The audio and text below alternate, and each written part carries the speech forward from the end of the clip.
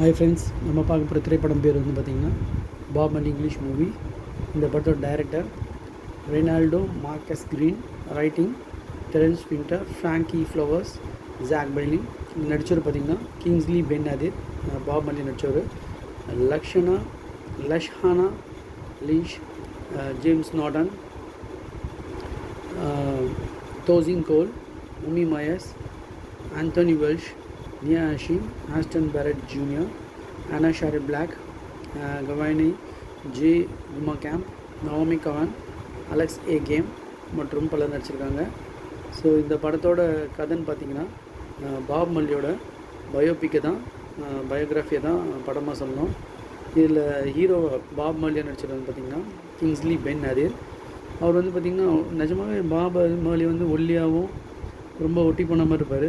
இவர் நல்லா கொழுன்னு நல்லா இதுவாக இருக்கார், அழகாக இருக்கார். அவர் வந்து பார்த்திங்கன்னா ஒட்டி பண்ண மூஞ்சியோட இருப்பார். அவரோட ஹீரோயிசம் வந்து பார்த்திங்கன்னா அந்த ரீகே ஸ்டைல் மியூசிக் தான். ஜமைக்கான்ற ஊரில் ரீகே மியூசிக் தான் அவரோட இது.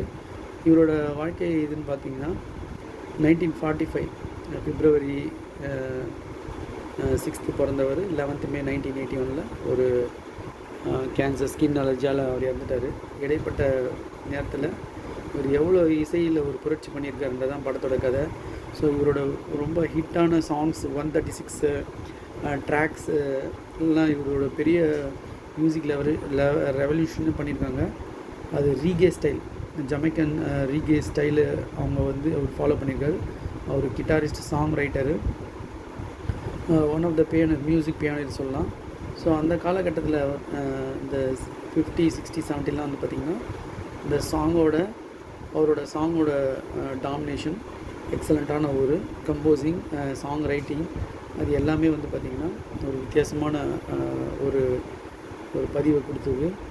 ஸோ அவர் வந்து பார்த்திங்கன்னா ஒரு